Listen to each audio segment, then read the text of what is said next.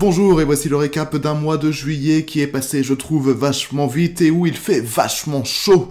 Et aussi où il n'y a pas eu grand chose à raconter. Alors oui, il y a bien eu le Comic-Con et avec ça toutes les annonces sur les super productions Marvel à venir, mais globalement je m'en fous un peu.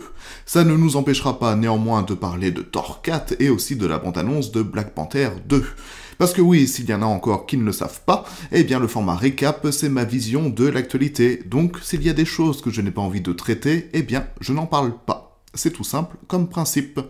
Et une fois n'est pas coutume, j'ai envie de bouleverser un peu la chronologie habituelle de ce format et de débuter par la petite rubrique nécrologique.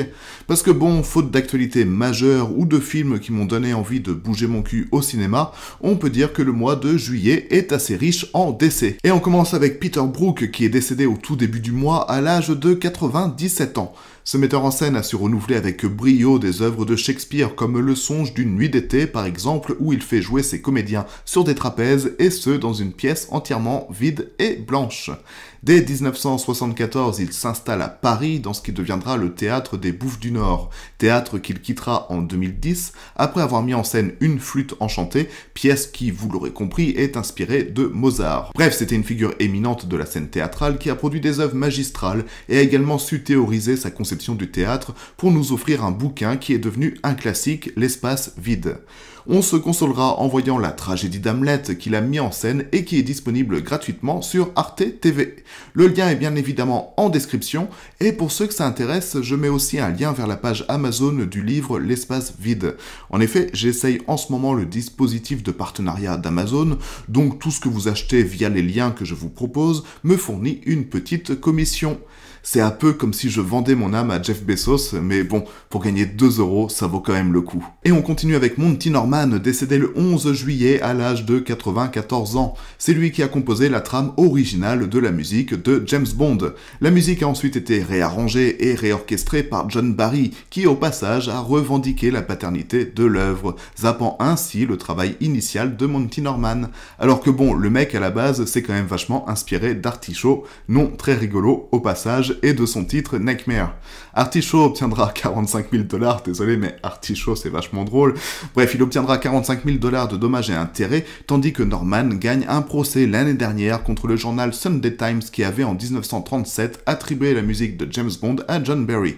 On se consolera en voyant James Bond contre Dr. No, le premier film de cette saga qui a traversé les générations jusqu'à aujourd'hui. Mort également de Charlotte Valandré à l'âge de 53 ans.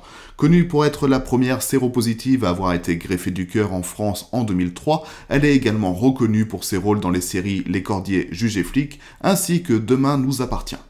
Elle a également eu l'Ours d'argent à Berlin pour le film Rouge baiser en 1986. On se consolera en voyant Le bal des actrices de Mai Wen, où elle incarne la directrice de casting du film d'Ivan Attal. Edward Mex est également décédé à l'âge de 90 ans. Il a débuté sa carrière comme cascadeur dans Le jour le plus long en 1961, puis apparaît dans des films comme Maigret voix rouge ou encore Châteauroux District. Mais est surtout connu pour être la vedette du feuilleton Les Globetrotters, où un duo de journalistes fait le tour du monde avec très peu de moyens. On se consolera en voyant Le clan des Siciliens, où il incarne le pilote de l'avion détourné. Et puisqu'on parle de Siciliens, comment ne pas évoquer la mort de Tony Sirico, qui n'était certes pas sicilien pour un sou, mais qui a interprété le fidèle et brutal Paulie dans la série Les Sopranos. Il s'est éteint à l'âge de 76 ans, et il était un véritable mafieux dans les années 70, où il fut arrêté et condamné pour vol à main armée, possession d'armes, ainsi que de multiples délits. Il trouvera, si l'on peut dire, la rédemption dans les rôles de mafieux qu'il incarnera aussi bien à la télé qu'au cinéma. À défaut de revoir tous les Sopranos parce que, pas le temps, on se consolera en voyant Mickey a les yeux bleus avec Hugh Grant et James Caan, où il joue bien entendu un mafieux. Et la transition est toute trouvée puisque James Caan est également décédé ce mois-ci à l'âge de 82 ans. Il fut connu pour son rôle de Sonny Corleone dans Les Parrains, mais il tourna aussi aux côtés de Norman Jewison dans Rollerball, de Sam Peckinpah dans Tueur d'élite, de Claude Lelouch dans Un autre homme, une autre chance, ainsi que Les uns et les autres, et même de Guillaume Canet avec Blood Ties, Eyes. C'était une figure majeure du nouvel Hollywood et un visage familier que l'on a vu et revu dans divers films. On se consolera en voyant Misery, film adapté d'un roman de Stephen King, où il incarne un écrivain célèbre séquestré par sa plus grande et plus dérangée fan. Puisqu'on est dans le registre des gangsters au cinéma, Paul Sorvino est également décédé à l'âge de 83 ans. Après Les Sopranos et Le Parrain, c'est donc les affranchis qui perdent l'un des leurs. Outre sa présence dans ce film aux côtés de De Niro, Joe Pesci et Ray Liotta, il a aussi joué dans le film Nixon d'Oliver Stone. C'était un acteur qui en imposait, mais qui restait malheureusement cantonné à des seconds rôles. On se consolera en voyant Roméo plus Juliette de Baz Luhrmann, où il incarne Fulgencio Capulet. Et pour finir, Marie-Alice est décédée le 27 juillet à l'âge de 80 ans. Il s'agissait de l'oracle dans le film Matrix Révolution. Et oui, c'est donc la deuxième oracle à mourir, comme quoi c'est peut-être pas le meilleur rôle à avoir. Elle a joué dans différents films comme Le Bûcher des Vanités de Brian De Palma, La Rage au cœur, Malcolm X de Spike Lee, L'éveil de Penny Marshall, et quant à nous, on se consolera en voyant Un monde parfait de Clint Eastwood, où elle incarne Lottie, femme d'un mari violent frappant son enfant. La joie, en somme. Et voilà pour les décès. Revenons désormais un peu plus au cinéma en lui-même, et parlons un peu du blockbuster de ce mois-ci, Thor, Love and Thunder, réalisé par Taika Waititi. Alors, Thor, c'est vraiment pas le personnage qui me bottait le plus dans l'univers Marvel à la base, mais il faut dire qu'avec Thor Ragnarok et l'arrivée de Taika Waititi à la réalisation, il y a quelque chose qui s'est produit. Thor est devenu moins fade et est rentré dans une autre dimension. Une dimension paradoxalement plus sombre, mais également plus comique. Et ce dernier Thor s'engouffre dans cette veine du fun, en rajoutant même par-dessus une bonne dose de kitsch. Et moi, l'humour de Taika Waititi, j'y adhère depuis Vampire en toute intimité en 2014. Là, le réal se fait vraiment plaisir, et ça se voit. Donc, entre des chèvres géantes qui braillent à la mort assez régulièrement, des blagues sur le thème du marteau qui est un peu le fil rouge du film, la relation entre Thor et Star-Lord, et les relations amoureuses compliquées de Thor envers ces deux marteaux, autant dire qu'on est gâté. Le clou de tout ça étant quand même Zeus qui relève précieusement sa jupette pour descendre des marches. Bon, par contre, Russell Crowe en Zeus, c'est peut-être un peu too much, même si ça colle à la vision d'un Zeus libidineux et je m'en foutiste. Par contre, Christian Bale fait plaisir en jouant Gore, le méchant du film. Même si son écriture n'est pas d'une grande finesse, Gore a le mérite d'être un méchant qui a eu sa dose de tragédie pour justifier d'être méchant et de vouloir tuer tous les dieux. C'est pas un vilain on ne peut plus basique qui veut détruire le monde parce qu'il est méchant et que bon, c'est ce que font tous les méchants. On le voit peut-être trop peu, et c'est bien dommage parce que ces passages sont vraiment stylés, notamment lorsqu'il raconte une histoire aux enfants asgardiens qu'il a kidnappés, et surtout ce passage fabuleux lorsque Thor arrive sur la planète de Gore et où tout se retrouve privé de couleurs. Le film devient ainsi quasiment en noir et blanc, c'est esthétique, c'est stylé, mais c'est vrai que ça donne envie d'en voir davantage. Il paraît d'ailleurs que le montage initial durait 4h30, mais que les studios ont demandé à Waititi de retirer beaucoup de choses. C'est donc peut-être pour ça qu'on a l'impression par instant que le film va trop vite sans vraiment se justifier. Mais surtout, ce qui me gêne dans ce film, c'est son intrigue qui est tout de même totalement prévisible et peu intéressante. Alors oui, on s'amuse avec les blagues, les persos et les costumes, mais franchement, le scénario est vraiment pas fou. On a quand même connu mieux dans cette phase 4 du MCU. D'ailleurs, il est où le multivers, tiens? Est-ce que ce film est encore totalement déconnecté du reste des autres films qui étaient eux aussi totalement déconnectés? La réponse est oui. Et que dire des scènes post-génériques qui, à mon sens, n'apportent strictement rien. Je ne suis pas convaincu par la relation père-fille que va entretenir Thor une fois qu'il aura récupéré la gamine ressuscitée du méchant, et ce même si c'est la véritable fille de Chris Hemsworth qui joue ce rôle d'ailleurs. Et je ne suis pas du tout convaincu, mais alors pas du tout par cette première apparition de Hercule. Et puis merde quoi, on vole l'éclair de Zeus qui est censé être une arme super badass et visiblement essentielle vu que les héros ne vont pas hésiter à essayer de tuer Zeus pour l'obtenir, et tout ça pour qu'au final l'arme ne ne servent quasiment à rien et qu'on n'en reparle plus pendant toute la fin du film. Genre, le truc, c'est devenu une arme totalement anecdotique, en fait. Bref, Le Dernier Thor, c'est un film bon sans être un bon film. Divertissant et fun, mais avec une grosse limite qui s'appelle le scénario. Et en parlant de film avec un scénario, ma foi, assez simple, mais qui a un rendu vraiment efficace, est-ce que vous avez vu Sea Beast, le monstre des mers, disponible sur Netflix? Ce film, pour moi, c'est un peu la surprise de ce mois-ci. C'est un film d'animation vraiment bien foutu, racontant la vie d'un légendaire équipage de chasseurs de monstres marins qui est à la poursuite de la créature la plus dangereuse qui soit au monde. Mais une petite fille va s'inviter sur leur bateau et faire voler en éclats les certitudes de cet équipage. Réalisé par Chris Williams, à qui l'on doit Vaiana et les nouveaux héros, ce film d'animation fait grandement penser à Dragon, que ce soit dans sa thématique des monstres pas si méchants que ça au final, que dans le design de Rouge, la créature censée être la plus dangereuse au monde. Le début du film est vraiment cool et impressionnant. On est plongé directement dans cet univers fait de pirates et de créatures marines, et suivre les pirates dans leur bataille, c'est vraiment un gros kiff dont je ne me lasse que très peu. J'aime les films de pirates, leur langage incompréhensible et les personnages détonnants que l'on peut retrouver au sein de ce genre d'équipage. Bref, c'est plutôt beau, voire même spectaculaire, et en prime, c'est aussi assez émouvant. Parce que même si l'histoire n'a aucune surprise et est cousue de fil blanc, eh bien on se laisse quand même prendre par tout ça. Une histoire toute simple peut donc être captivante quand elle est bien écrite avec des personnages attachants, et ça, c'est beau. Un film plutôt gentil, donc bien feel good avec un sous-discours écolo, je le conseille vivement. Voilà, sinon on a eu le droit à la bande-annonce de John Wick 4, une bande-annonce qui repose principalement sur l'anticipation de cette bataille épique entre Keanu Reeves et Donnie Yen. Ça promet des bagarres de malade mental avec des chorégraphies de cinglés, et je pense que c'est un film devant lequel on ne risque pas de s'ennuyer un instant. Et on a également eu le droit à la bande-annonce de Black Panther 2 Wakanda Forever. Et là, c'est vraiment autre chose. On sent l'ennui du début à la fin de cette bande-annonce qui, à mes yeux, ne semble pas faire grand-chose, si ce n'est d'essayer de nous émouvoir avec sa reprise sanglotante de Bob Marley. Bon, point positif tout de même, c'est l'omniprésence des femmes dans cette bande-annonce, ce qui devrait par extension être le cas dans le film. Après un premier opus qui défendait la cause des Noirs, un second opus qui transforme le Wakanda en terre féministe, ça peut être sympa. Faut juste espérer que la réalisation n'en fasse pas trop, parce que là, ça ne présage pas grand-chose de bon.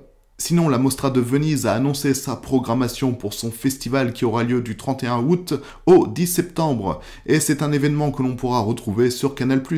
Et oui, après cette fait évincée du Festival de Cannes, on dirait que Canal+ a réussi à rebondir, puisque non seulement la chaîne va diffuser les cérémonies d'ouverture et de fermeture, mais qu'en plus Antoine Decaune va faire une émission quotidienne en direct du festival. Et la sélection cette année s'annonce vraiment pas mal. Déjà, le film d'ouverture sera White Nose, le prochain film de Noah Baumbach, à qui l'on doit dernièrement Marriage Story, et qui réunit dans son casting Adam Driver et Greta Gerwig.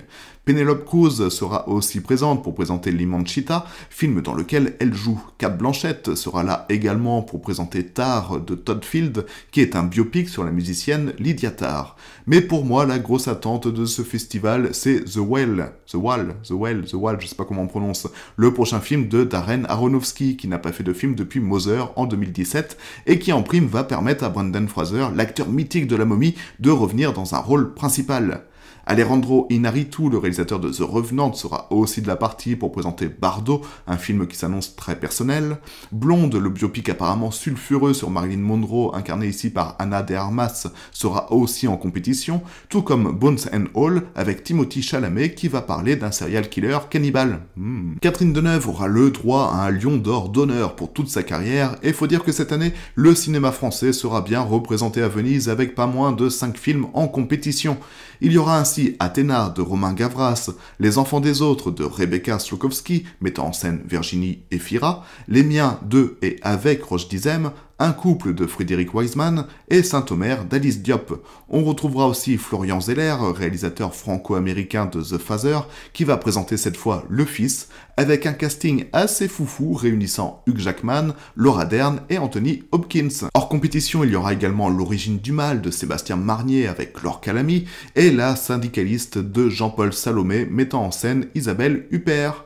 Et ce sera à Julianne Moore de présider ce jury qui aura la lourde tâche d'annoncer le Lion d'Or de cette édition. Et vous d'ailleurs, si vous avez des pronostics, n'hésitez pas à me les dire en commentaire. Sinon, j'ai regardé The Gray Man. C'est pour dire à quel point il n'y avait pas grand chose qui m'attirait ce mois-ci. Donc, The Gray Man, c'est disponible sur Netflix et ça réunit Ryan Gosling, un acteur que je n'aime pas, Chris Evans, aka Captain America, qui pour l'occasion porte une moustache, et Ana de Armas, une actrice dont j'ai du mal à comprendre la hype qu'elle suscite.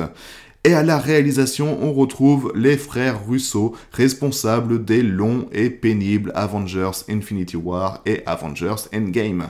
Bref, autant dire que je n'ai pas regardé ce film avec beaucoup d'entrain. Et on peut dire qu'il fut à la hauteur de mes attentes. D'abord, c'est trop long, 2 heures pour un scénario aussi simpliste que l'histoire d'un agent secret qui se fait traquer par les siens, il y a franchement pas besoin de s'y attarder autant. Je trouve d'ailleurs que le dernier James Bond a su prouver très efficacement dans le même style que plus c'est long, et bien plus c'est chiant. Donc voilà, en substance, ça fait boum boum en rajoutant par-dessus des petits flashbacks et surtout en voyageant un peu partout à travers le monde, parce que bon, tout le monde sait que le métier d'espion consiste à parcourir 60 pays en un week-end pour échapper à tous les méchants qui veulent sa peau.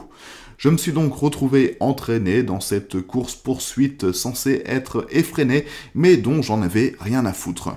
Le problème majeur de ce film, et c'est un problème que l'on retrouve à mon goût dans beaucoup de films d'action actuels, c'est qu'il se prend beaucoup trop au sérieux. Et ça me saoule. Moi, si je veux un actionneur, je veux aussi qu'il me fasse marrer, pas qu'il me fasse chier. Et c'est probablement pour ça que la saga Fast and Furious est à mes yeux le meilleur modèle à suivre, vu qu'ils assument pleinement leur dose d'absurdité et de conneries. Enfin bref, The Gray Man a coûté 200 millions de dollars, c'est le film le plus cher financé par Netflix. Ce n'est honnêtement pas le plus chiant disponible sur la plateforme, mais bon, pour un film d'action de cette trempe, il y a eu des directs tout DVD beaucoup plus fun, avec beaucoup moins de budget. Bref, je m'arrête là parce qu'il n'y a pas grand chose à retenir du film, si ce n'est éventuellement Chris Evans avec une moustache qui sauve quelques scènes du film, ou encore le début avec la scène du Nouvel An à Bangkok et la bagarre parmi les feux d'artifice qui est plutôt cool. Mais à part ça, rien. Et le pire, c'est que Netflix a déjà annoncé qu'il y aura non seulement une suite, mais également un spin-off. Bah ouais, une franchise, ça rapporte un max de thunes. Bon, j'ai dit que je m'arrêtais là, donc je m'arrête là, avant de dévier sur la capacité phénoménale que les studios ont à préférer des suites, des remakes ou des spin-offs à des projets originaux qui n'ont pas du tout, mais alors pas du tout besoin d'appartenir à un univers étendu. Et on se retrouve plus tard pour débriefer le mois d'août, mois où l'on pourra retrouver dès ce mercredi Bullet Train avec Brad Pitt, l'intrigant L'année du requin vendu comme un dent de la mer à la française avec Cadmerade, Marina Foïs et Jean-Pascal Zadi, le prochain Predator, Prey, qui sera sur Disney+, on aura aussi le droit au prochain Jordan Peele, Nope, ainsi que le prochain George Miller, 3000 ans à t'attendre, ce qui fait quand même assez long. Quant à moi, j'attends de voir Les 5 Diables avec Adèle Exarchopoulos, que j'arrive plus ou moins à prononcer, et qui sort le 31 août et qui a l'air trop cool. Et quant à vous, c'est quoi votre plus grosse attente? N'hésitez pas à me le dire en commentaire pour qu'on débatte un peu, et d'ici là, je vous fais des bisous.